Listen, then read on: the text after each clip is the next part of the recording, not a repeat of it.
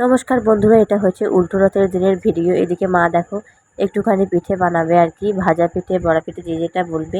যেটা তোমরা সোজা রথের দিনের ভিডিওতে তোমাদের বলেছি কি কি লাগে এর মধ্যে দেওয়া। এই যে দেখো ডুবো তেলে একদম ভেজে নিচ্ছে, এপিঠ এপিঠ সুন্দর করে কড়া করে মা ভেজে নিচ্ছে।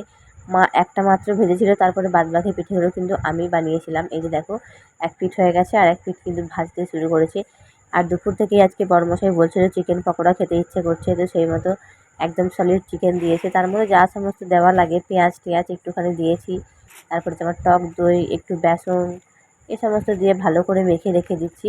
আর এটা আমি ততক্ষণ পর্যন্ত মেখে একটুখানি রেস্টে রেখে দেবো, যতক্ষণ পর্যন্ত আমার ওই পিঠেগুলো ভাজা না হচ্ছে। তাহলে ভালোভাবে মশলাপাতিগুলো মিশে যাবে, টেস্টটাও একটু সুন্দর আসবে। তো সেই কারণে একটুখানি আগে ম্যারিনেট করে রেখে দিলাম। তো চলো ওদিকে আমার পিঠেগুলো ভেজে নিই, তারপরে এই যে পকোড়াগুলো ভেজে নেবো টুকটুক করে।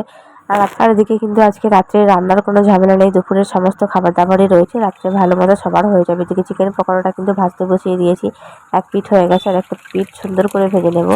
তো একদম কড়া কড়া করেই ভাজবো, তারপরে তো বড় মশাইকে দেবো। মাঝে মধ্যেই চিকেন পকোড়া বানাতে বলে বাড়িতে, সবসময় তো শেয়ার করা হয় না, তা আজকে শেয়ার করলাম।